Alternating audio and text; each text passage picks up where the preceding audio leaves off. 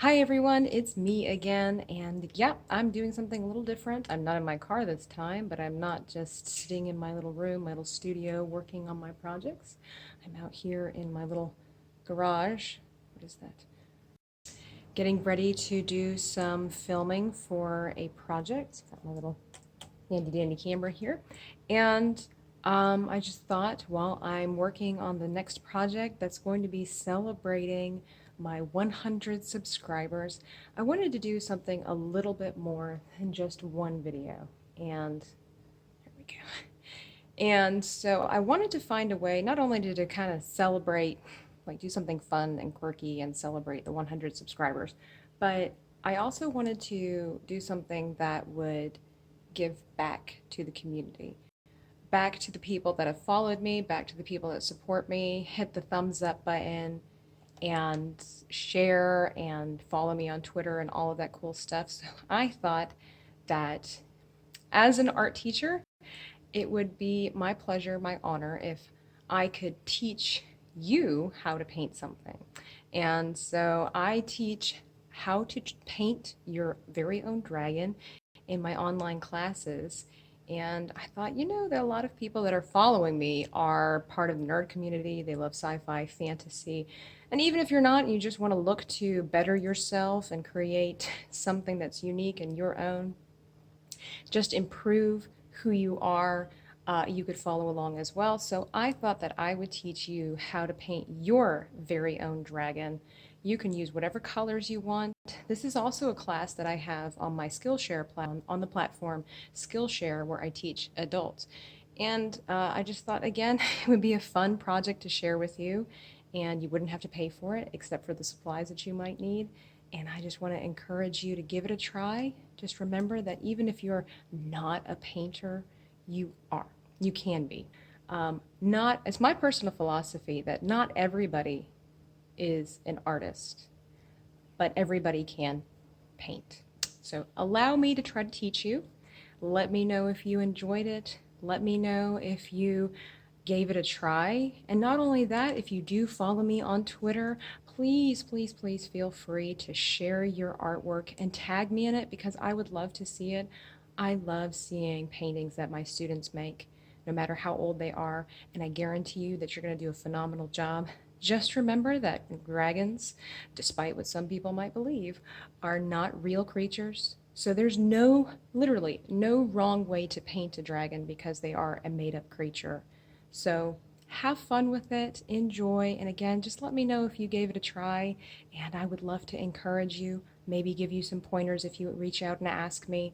But this is for you as a way to say thank you for helping me hit this little milestone in my creative journey.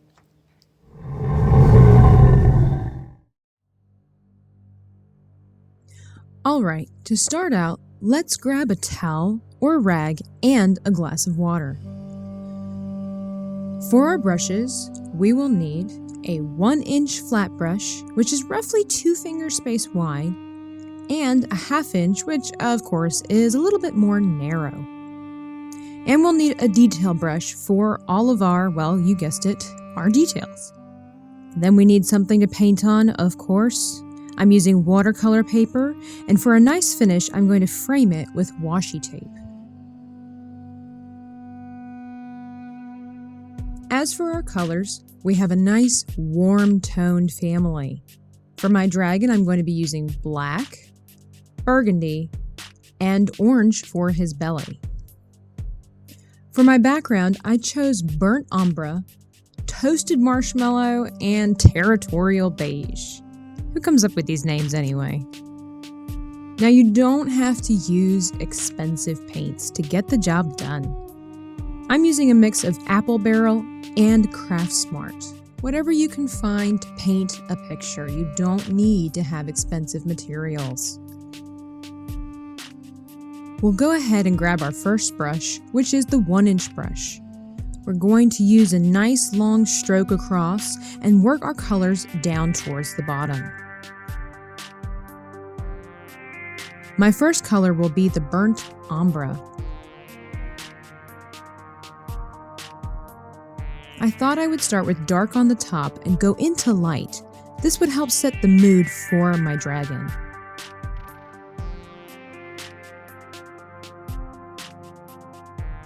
Once I have a nice, still moist band of ombre, I will dip into my toasted marshmallow color.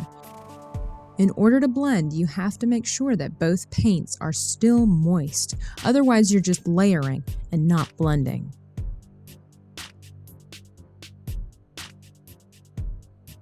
I decided to do the bottom in the beige to create the idea of dirt, and then I worked in some more ombre for shadows and framing.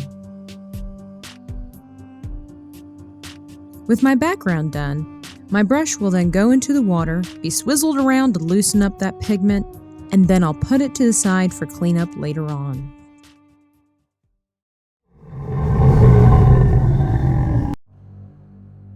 Once the background is nice and dry to the touch, we can then begin our dragon. Now I'm going to warn you, at first, this is going to look really weird. But trust me, working small with our detail brush will yield a very worthwhile result. Now we need to imagine that our canvas is in 3 sections.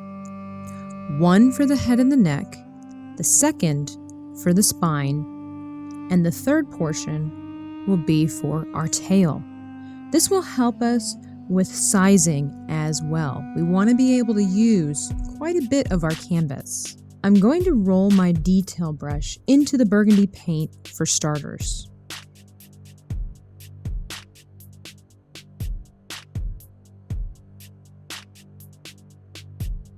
Remember those 3 sections, okay? Starting with the head, I go into a curved neck that ends at an imaginary shoulder. In the next section, I come up for the spine and I'm going to curve back down to shape a hip. From there, in the third section, we will go into the tail and curve it around for the finish.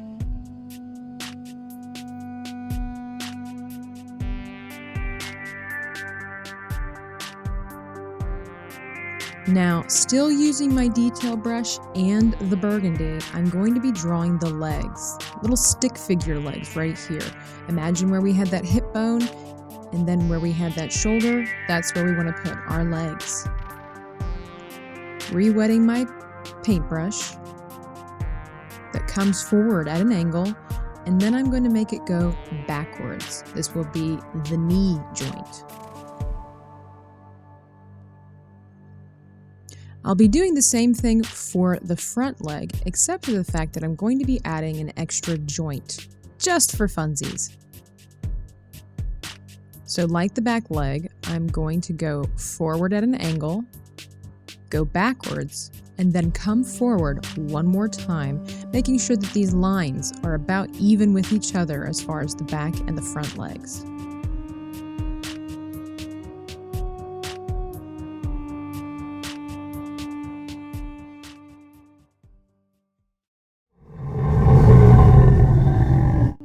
I'm going to switch brushes and use my 1/2 inch and go over everything that I just painted with the wider brush in the same color. It's almost like following a little racetrack. We already know where to paint because we've laid out our blueprint. You'll notice that I made the chest a little bit broader than the rest of the skin. Now that the body is properly filled out, I'm going to use my 1/2 inch brush to two-tone the paint. And this is going to add a really awesome effect. And by two-toning, I simply mean that I'm going to dip one corner into my original burgundy and the other color into my orange. Kind of like a crocodile where it's dark on top and bright on the bottom. That's what we're going for here.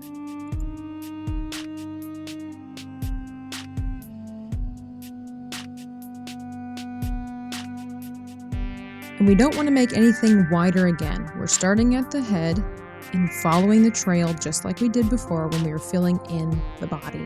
But just keep it nice and narrow on the neck. And remember, every time you push bristles to canvas, you're blending every single time. And so it'll be a much smoother transition. With that same brush, and not rinsing it out because I want all these colors to work together, I'm going to start filling in the legs. The back leg needs to be broader than the front leg, which makes sense. It's going to be kind of like a horse leg where it's much thicker and bigger in the back. So I'm essentially making the shape of a turkey leg, where it's wider at the top and it gets smaller at the knee joint there. And I do the same thing for the front leg as well. I make a wider shoulder and it gets narrow as it comes down to the joints. For the feet, I simply take my brush and hold it horizontally and then basically just swish it back and forth to create these kind of shoes on the bottom. They'll look a lot more impressive when we put claws on them later on.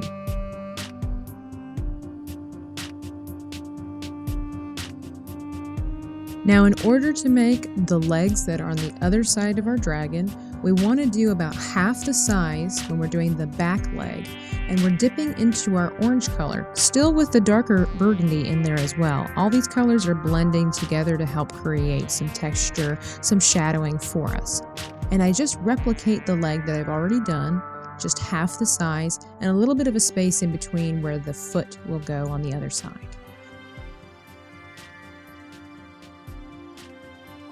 Now with the front leg, I leave a lot more of a gap.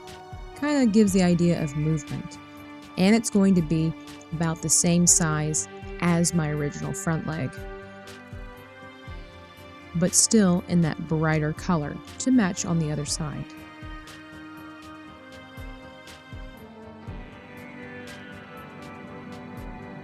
Hopefully now you can start seeing something of a dinosaur taking place, which essentially is what a dragon is, just with wings.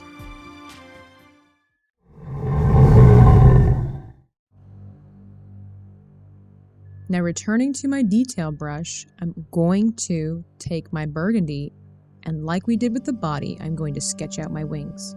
Coming at an angle from the bottom portion of the spine where it meets that shoulder, we're going to come back at an angle and curve around. So find the hollow of the neck and where the spine meet, and that's where we want to start our wing. And remember, you can always finesse this later on. We're just sketching out a skeleton, basically. And then I'm going to come up at an angle here towards the back of the top part of the neck.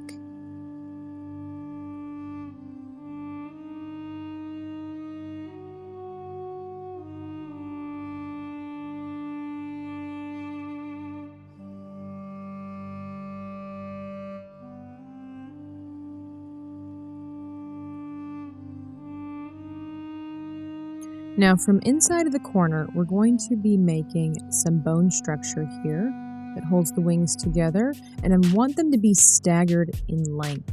I want the top part to be the longest, and it gradually gets shorter with each arch that comes out, all the way to that little one there in the middle. And you can adjust these, make them a little bit longer, shorter, however you need the wings to be. Take your time, make it look awesome. After I have all of those staggered, then I'm going to switch colors over to my orange just so you can see the difference of what we're doing here. And I'm going to do an inverted arch on the outside of the wing here. And then I'm going to make little arches that connect those points on my wings. And you can hopefully start to see that it's starting to look a little bit more like a wing and less like a broken umbrella. That last curve is going to attach to the dragon so that it has a better support for the wing. Returning to my 1/2 inch, I'm going to take dark burgundy and work from the corner out towards the arch, and then I'm going to take my orange and work back into the burgundy. I want inconsistent blend here because this is really cool. It makes it look like there are folds in the skin of the wing. Do this for the entire wing. You'll notice that I switched back and forth, having some areas much brighter orange and some dark burgundy. Have fun with it, play around with the colors, adjust the wing as needed, and just enjoy the process of painting your first dragon.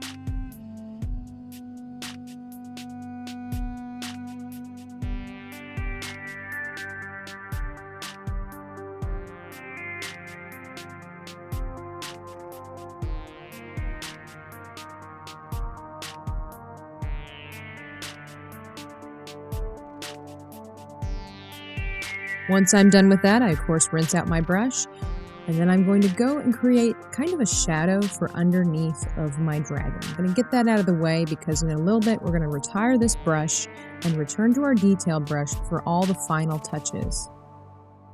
As you can see, I've made a murky gray color here, and I thought it went well with the background. Everything kind of has a smoky earth tone haze about it.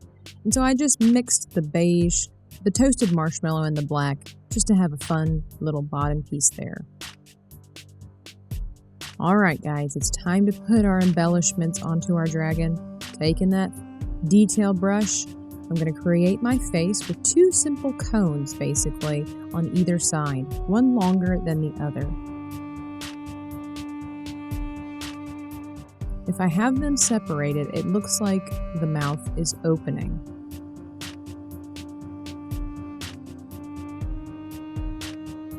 And then I just fill them in and kind of drag them back towards the neck. I'm going to put a little tip on the nose as well. Of course, you can customize your dragon's face however you see fit.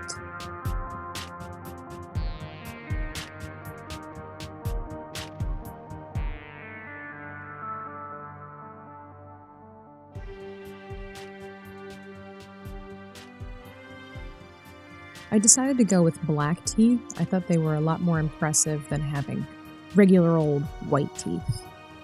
Now from here on out, it's up to you how you want to embellish your dragon. I'm putting some antennae on there. I'm going to be putting some spikes on the back of the neck and the tail. You could do two tails, maybe a spiked ball of a tail, whatever you would like on your dragon. Be sure to explore your creativity.